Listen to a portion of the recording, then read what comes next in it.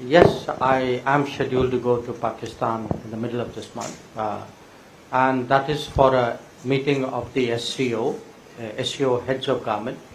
Normally, Prime Minister goes to the higher level meeting, the heads of state, and one of us, it changes. Usually, one of the ministers goes for the heads of government meeting. So that's in line with the tradition. It so happens that the meeting is taking place in Pakistan because, like us, they are a relatively recent member.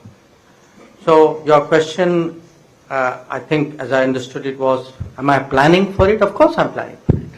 I mean, in my business, you plan for everything which you're going to do, and for a lot of things which you're not going to do, and which could happen also. I mean, you plan for that as well.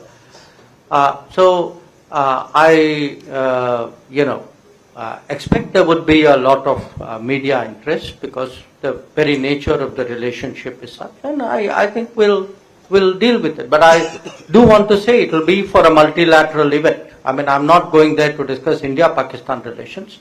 I'm going there to be a good member of the SCO. But since I'm a courteous and civil person, I will behave myself accordingly. So, on the women-led governance, look, I think we also have our own experiences, and so do other societies. When I look, a lot of people in the room, their career has been dealing with administration, with development, with society very deeply. Mine was mostly dealing with foreign policy, but in the last 5 years, 5.5 years as a member of parliament, obviously I see very much more of you can say in a way the grassroots. And my own sense is that when there are a lot of things we can learn. There are a lot of things where we ourselves are an example, and certainly in the case of women-led development. In fact, in the G20, we were the people who really pushed this idea that, this is not just about closing gender gaps, because that's almost like women will continuously stay behind and you're going to play catch up, and, that's where it ends.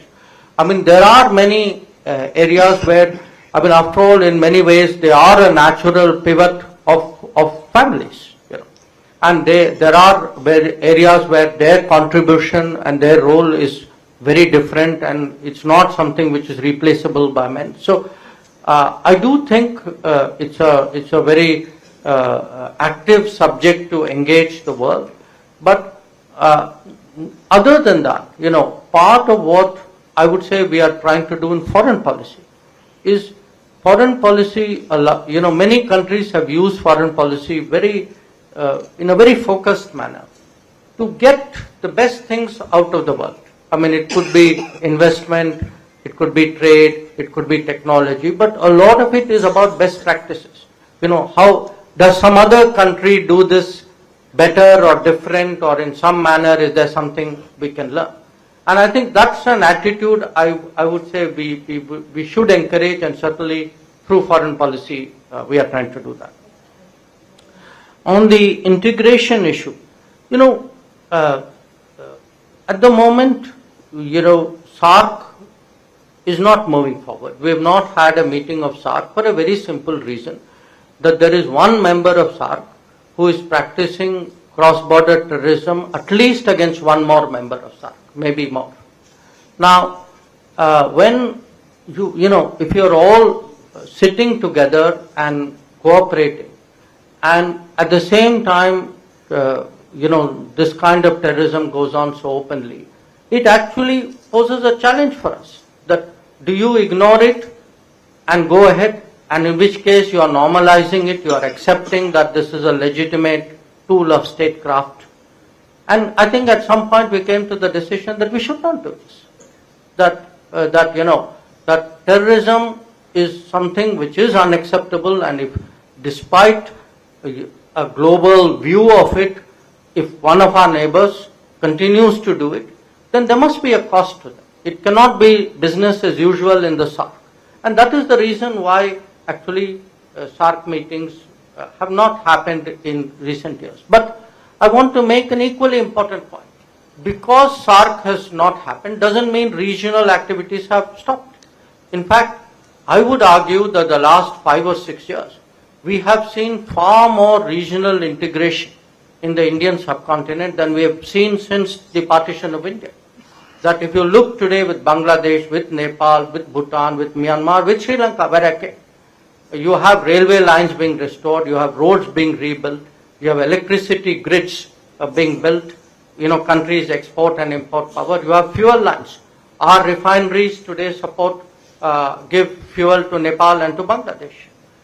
You have ferries, you have, fertilizer supplies. So, and if you look, medical visas, the way our hospitals are linked. So, I actually would say that what is happening in the neighborhood, and it's happening because we are espousing this policy called neighborhood first. Neighborhood first means we are the biggest country. We must put in the maximum resources. We should not look to say, are they doing something equal to us? Because they are smaller. They will not be in a position to necessarily reciprocate. So we need to take that as our primary responsibility and push that. I didn't entirely understand the second part of your question, but if I got it right, you are saying that sometimes people say things which are awkward. And how do you deal with that? That's how I understood it. So if I understood it right, I mean, in democratic politics or, in politics, many things are said. I mean, in diplomacy, all things are handled.